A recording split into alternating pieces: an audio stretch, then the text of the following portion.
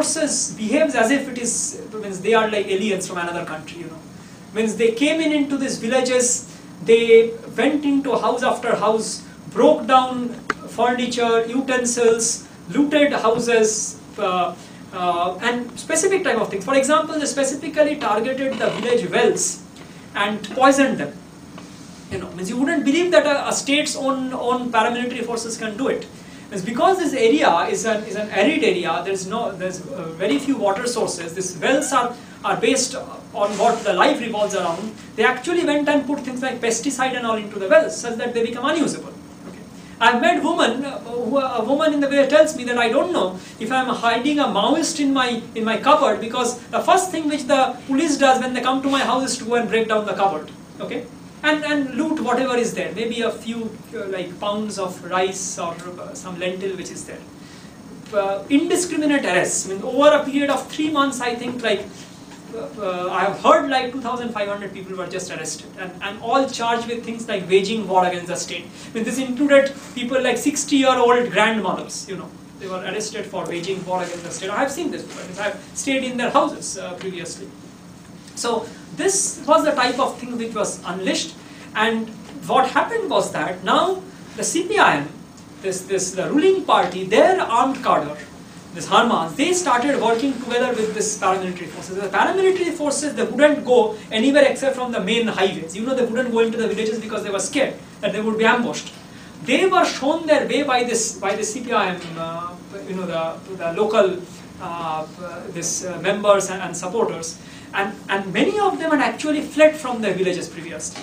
The reason they had fled was that all the local governments which they used to run were all found to be highly corrupt, and all their corruption had been exposed. So they were actually forced to flee from their villages. And it's an unimaginable type of corruption. I go to a village, and so this local government, they take out this glossy booklet showing that year's achievements, and someone shows me these booklets where they have written there's a government housing scheme for which every person gets like 30,000 rupees to build a house. He shows me like 3 pages of people, recipients who have got this money, and they says that none of these people even exist. So it is just government money which these people have put in their own pocket, and like publish fictitious names in 3 pages of this yearly of their the achievement list. So this is a type of rampant corruption, and these were all exposed because these local governments, this so-called panchayats, had been replaced by these people's committees, and the people's committees were directly challenging them. Now these people had a comeback. They helped this paramilitary forces into the villages, and then they set up armed camps in these villages, fortified camps in these villages. From there, where they would basically now rule the villages. Every family was forced to send a member to those camps to either to cook food for them or to like wash their vessels, etc. Then they would be taken and forcibly be made to give night guard, so that if the Maoists attack this armed camp, then they would be the people who would be caught in the crossfire. So this was continuously done in this things, and in 3 months back, in a particular such from an armed camp, 4 months back, armed camp, there were people, finally again they had gone, because their patience had worn out, they had gone to protest in front of the camp. From the roof of the terrace of the camp, they indiscriminately shot at these people and killed 9 people. So, but then the government had to really move, and the camps had to be disbanded, and then the elections came into West Bengal. So this is the sort of things what has been happening over there. So now what has happened, the election has happened, the state government has changed, there is a new government which is there. The new government, before it came to power, said that it is sympathetic to this movement, and would take steps such that the genuine demands of the Adivasis people are met. But what it has done now, after coming to power, it has formed a committee to review the situation supposedly, and it has not released any of has been one of the main demands, that to release these people who are in jail for the last 2.5 years. Young people, school children in jail. There are people who were supposed to give their board exams last year who are in jail for waging war against the state. That is the general thing with them. Sedition, that's what they do. And a special act. There are there's a whole new slew of new draconian laws which has been implemented, which even there are under it articles like, even if you write an article or think about something which goes against the state, then you can be like taken into custody. So there are laws like this. So this sort of thing has happened. So now we are looking to see what might happen in these areas now, because after this new government has come. But the thing is that through all this time, the people's will has not crumbled. Okay, people are still ready to come out. Means they were scared, but now because of this change situation, there was an election campaign, and this Chhatralal Mahato, he stood in the elections from the jail. I was part of this election campaign.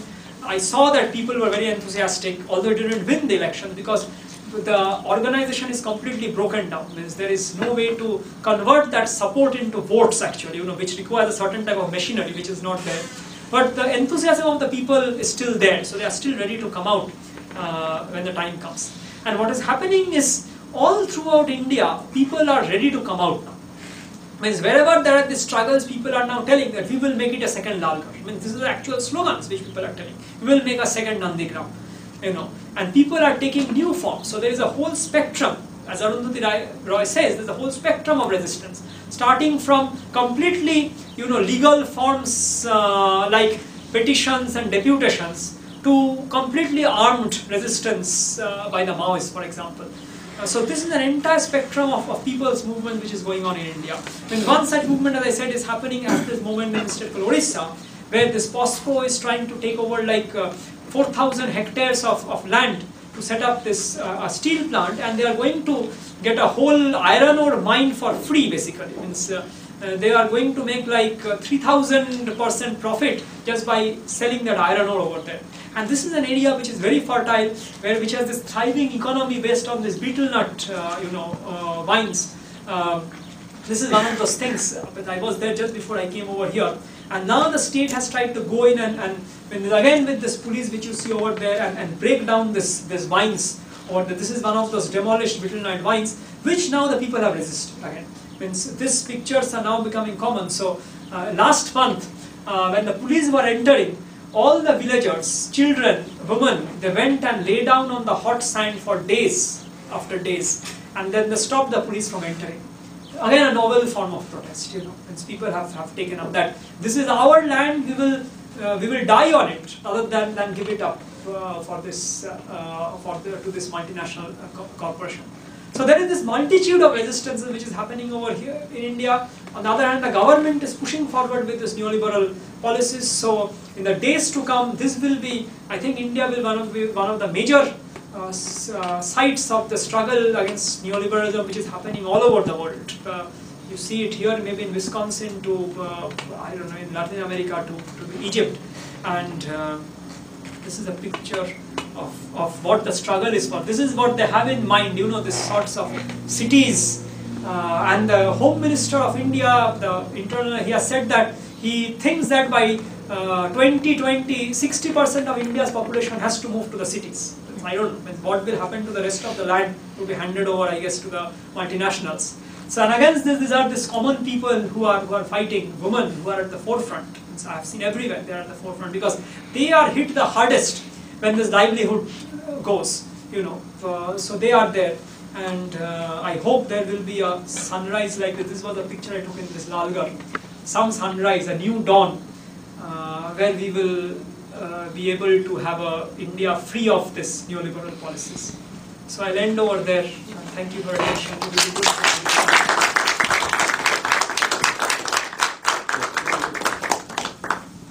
So we can have questions, comments. We have some time.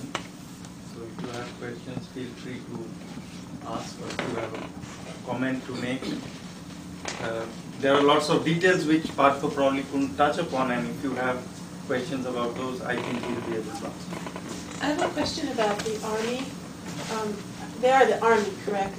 No, it's the army has still not gone into this thing. This is the paramilitary forces. So there are three sorts of forces in India. One are the state police forces. Then there is a whole bunch of what are called as paramilitary forces, which are central federal government forces. They are not the army, okay, but they are used for this internal insurgency purpose. They were raised in order to, for example, to give security like to railways, to industrial installation, but now they are used for these purposes. Okay, so the army actually, initially the government had plans. Now we know internally had plans to send in the army. Okay, there were two things. The army didn't want to go in because it's unsure of this terrain. They are actually fighting against the people of the soil. So it doesn't want to go into such a situation, the army. The second thing is that this is something which I was telling to Abha just yesterday. There was an international campaign against it. There was a petition with a large number of signatures with many people from here also signed. Okay, that was the thing when this was starting. The government started an operation called Operation Green Hunt. Okay, it was supposed to be against this Maoist insurgency, but is actually designed to basically clear these areas of these indigenous people and open it up for this mining interests. So we actually did a petition against it and many people signed. Okay, people starting from Noam Chomsky to many people. And that apparently started off this, this first stream of protest against this, that seems to have worked. The government decided against using the army yet. Okay, the paramilitary forces are there. They are raising special forces for this. Okay, the army is being used for training. And unfortunately or whatever, the US special forces are there as an advisory role. There's already a center in the state called Chhattisgarh where we know that there are US special forces personnel who are acting as advisors. So this is basically the military situation.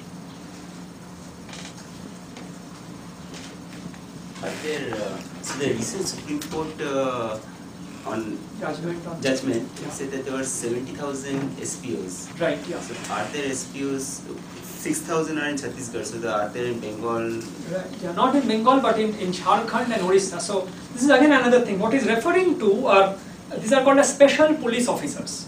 So in the state called Chhattisgarh, which is in central India, what the state did basically, state and many of the scholars, this was actually funded by the corporations, we know, they actually said that the Adivasi youth, many of the young people has to come and join a force which will be used to fight against the Maoists. They said they named this as something called the peace hunt, okay, Salvajudum, that it was what it was said. Basically they tried to do something like what was done in Vietnam, like strategic hamleting. They said that all the Adivasis have to move into hamlets, basically places which are surrounded by barbed wire around the main highways. They have to move over there, and anyone who doesn't do that, okay, is a Maoist, okay, would be considered as an enemy of the state. So, and these people who would come into these villages, who were forced to come into these villages, their young people would have to join this force. Okay, so this thing started in 2004 actually.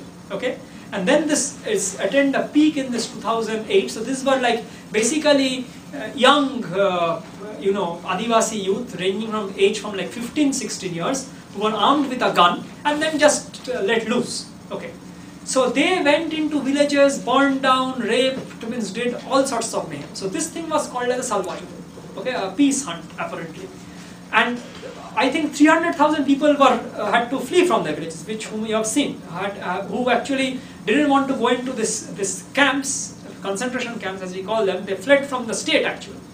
Now what happened is that the Supreme Court, they kept on giving judgments against this. So what now the government started telling that this is a special police force and these are special police officers. Okay? And this thing was replicated in multiple states. It was replicated in Orissa, it was replicated in Jharkhand. Okay? And in West Bengal, the CPIM militia became basically another Salvajudum, another set of this special police forces. Now last week there has been a judgment from the Supreme Court which has clearly said that the government cannot arm such a vigilante army. It cannot do it because it is completely unconstitutional, and it has asked the government to disband this forces.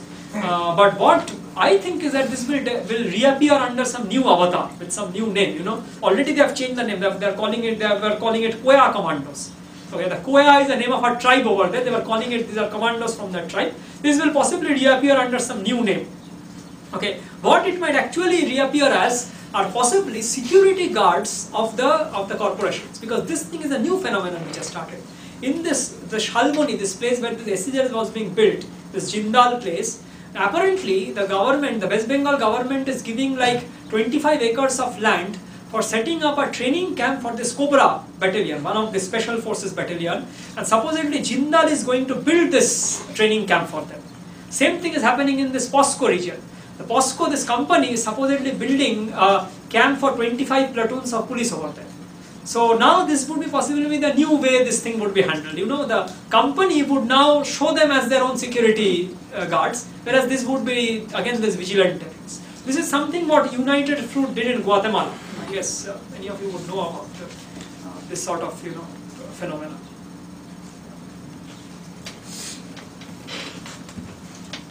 Yeah.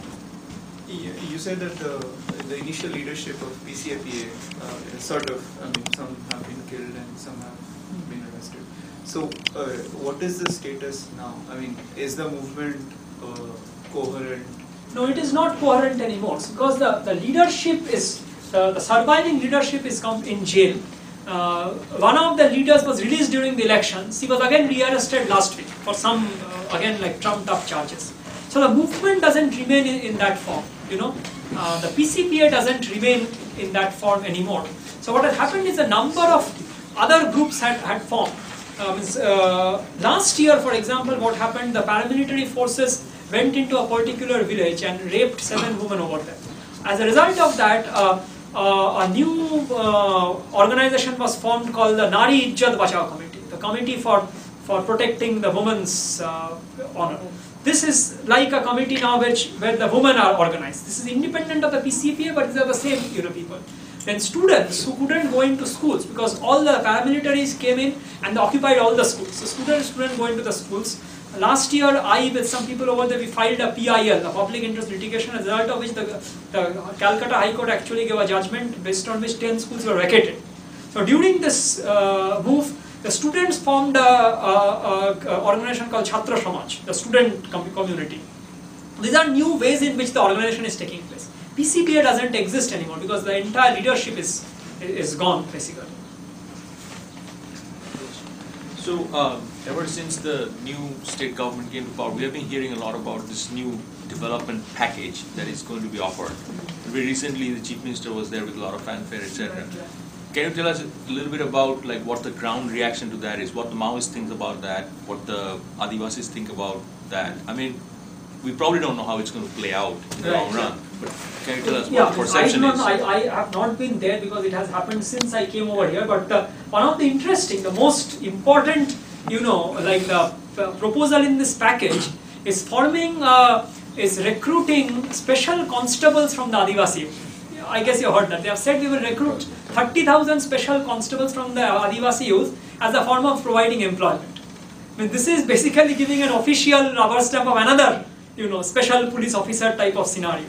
So if this is part of the development package, then I guess the Adivasis are not going to be very happy with it, And then already there have been protests. Means there are people telling that we do not want our neighbor's son to go and come back and kill me, That is what the thing. There are various poignant such things happen. I was in this POSCO area, and while this movement was going on, I met a woman who said that my son is among this police force which is there, which is out there, So this is the sort of divide they are trying to create within these things, and this indigenous society, they are very close-knit communities. Traditionally, they are very close-knit. They have, in various places, they have actually communal ownership of land, etc. But in this way, they are trying to fracture this thing. The same thing with what they try to do in Chhattisgarh. So this is a major part of the development package. Then she has said she will set up schools, hospitals, etc., etc. You will see what finally it turns out to be. This development package had been, there are multiple development packages which the CPIM government had also proposed. There is a special ministry for this region, which was headed by one of the most notorious ministers, who is currently absconding from the state, Sushanta Ghosh, who is sitting in Tripura either. So development package, so that has always been the case, means this is also the mainstream idea, that if the government gives development as such to them, all problems will be solved, the Maoist insurgency is going to disappear. But the roots of this goes much deeper. It's a question of basically the Adivasis asserting their rights over resources on one hand, over dignity on another. so this goes much deeper, and because of the Maoist movement, they're actually questioning the entire state also. So these things are all tied up over there. You know, it's not like a single thing that you give development, this thing, the problem is going to disappear overnight. Before you ask the question, let me just point out there are two booklets here. These are collections of articles which were published at various points of time over the last year on our website Sanhati. So this, if you want, you can make a contribution of $5 each, but otherwise you can just take one of them each. It's for distribution, and we have it, we collect the money. If you are able to make it, fine, otherwise you can just take it. Yeah. So so these books are basically some of the articles, and you will find articles on these issues in this, which people have actually followed this thing, and many of the articles are there in these books. Yeah, Amit. Actually, Okay. Yeah, my name is Venkat Maraju, and I come from a region, Telangana, from Andhra Pradesh. Okay, I actually grew up when there was a very active Maoist movement in our People's area. War. Yeah, and to be honest with you, I mean, it seems romanticizing to support these movements. That is there. There's a people's movement and there's Maoist. I want to separate them. Okay, I grew up, sympathizer of Maoist movement, but it didn't really help in our region. I mean, way back when there is a leftist ideology that created a lot of progressive people, but our region was vexed with both sides, Maoist atrocities versus police atrocities. The losers were the people. There are scores and scores of stories I can tell, to the extent that the movement degenerated completely degenerated to the extent some of them became today's mafia leaders also. I mean, a lot of respect for some of the people who are sincere and I have a great sympathies, but there is a very strong issue in the Maoist solution to our country, and to the extent that it doesn't exist in our region, in Telangana region, and the tribals were the biggest supporters at one point, but they lost the grip over that. So as much as I'm a fully supporter of all the people's movement, what's happening with SEZs, and in Telangana is one of the big issues is the SEZs. There are highest number of SEZs in Andhra Pradesh, that too in surrounding Hyderabad. Okay, so what I want to say is I think the Maoist is not a solution to the country. As much as I like the people movement, there is other type of social transformation that need to happen. There's a serious problem with overall communist ideology from the spectrum of communists. You talk about the CPIM, I don't know why they have communists in their party name, versus the extreme Maoists. I think that's not a solution for our country. That's what I strongly feel. Yeah, see, when this is, I don't think that the Maoists really have a ready-made solution for the country also. That is, no force, I guess, has a ready-made solution for as complex a country as India. Okay, and there are this regional, and what is happening really is a war. It's a war being waged within India. And as Mao, after whom the Maoists are named same, they said that the war is not a picnic, it's a dirty thing. Okay, there is this war going on, and on one side is this state. The state is very strong. The state has unending resources. Okay, and the state is penetrated very deeply into with the corporates, with local vested interests, etc. So on one side are these people. On the other side are, as I said, various organizations trying to organize the people. The Maoists being one of them. In Telangana, they were also this force. And in Telangana, as you can say, as we know, so what they were doing in the beginning, what they were basically taking land from large landowners and redistributing. Okay, among this thing, that is how the movement gained support. They had support. That's why they could run that war.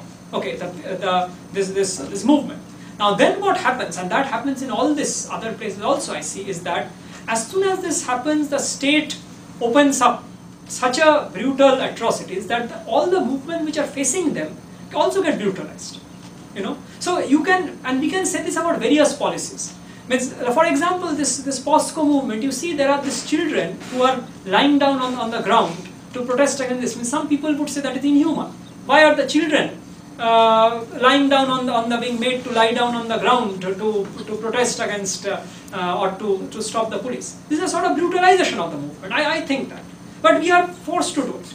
So this thing happened. So if you think about the trajectory of the movement in Telangana, in Andhra Pradesh, they actually came out for talks in 2004. Yeah. Okay? And what was the government response? The government infiltrated the entire party and started killing off the leadership one by one.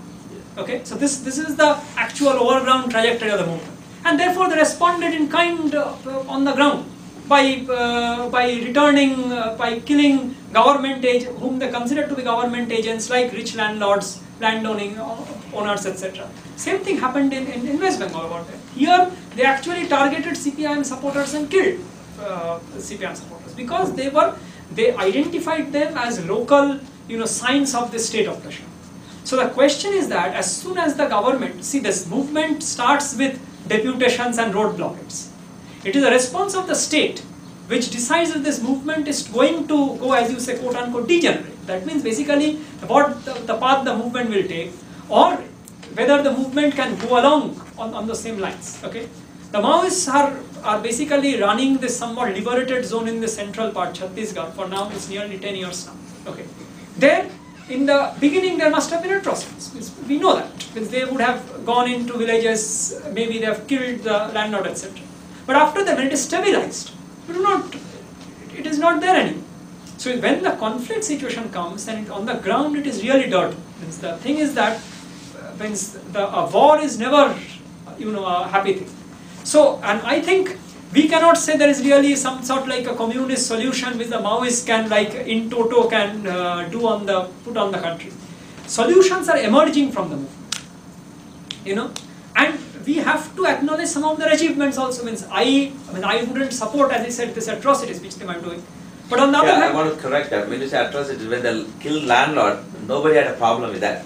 But it came to a point, a common man was impacted. Right, Common yeah, man so was in the name of police informer and all that. That's where is the issue. Yeah, when they killed landlord, people were happy. They got the support. So I'm saying, so this basically goes, the entire thing is brutalized. So that's what, see, if the government goes and forces, young people in the village, okay, to become like the special police officers, then they get targeted by the Maoists. Okay, and these people are really then basically victimized. They are becoming cannon fodder, So this is the problem which is there. On the other hand, if there is a condition in which you allow this thing to move in a positive direction, it moves in a positive direction. Means in large parts of Chhattisgarh, where possibly Gautam might have told, means they have done good work. I would say, means they are running schools, they are done basic land reforms, places where they have actually started agriculture, they have got for the first time, they have got textbooks out in the Adivasi language, which the Indian state couldn't do in 60 years. Textbooks are available in the Gondi language now, published by the Maoists. So this sort of things are also happening. The entire thing is what is the condition, the context in which the movement is taking place. The Maoists tried to go into a negotiation with the Indian state, last year. Their main negotiator was assassinated, Azad. So immediately they went back. Okay. So then the question comes, the most important, the deciding factor is the response of the state. If the state in Lalgarh had accepted at least some of the demands of the people, okay, those 13-point demands, none of them were actually demands coming from the Maoists, they were people's demands. And I know by people talking to the people over there, that the Maoists were trying to put some of the demands into it, but when the People's Committee said that no, we cannot put it, it's not the demand of the common movement, they agreed. For example, one of the major demands of the Maoists was that Shalboni SEZ should be cancelled. That is why they had actually blasted the landmine. But it was not a demand which they could get accepted by this entire area, because Shalboni was one corner of this area. So they said that, okay, this demand will not be part of this 13 demands. If the government had accepted at least some of these demands, and a token gesture, then the movement wouldn't have gone to what you are saying, degeneration, quote unquote. So it's an important deciding factor. What I have seen, it's my limited experience, is that it's the response of the state which decides what will be the trajectory of the people's movements. So just, I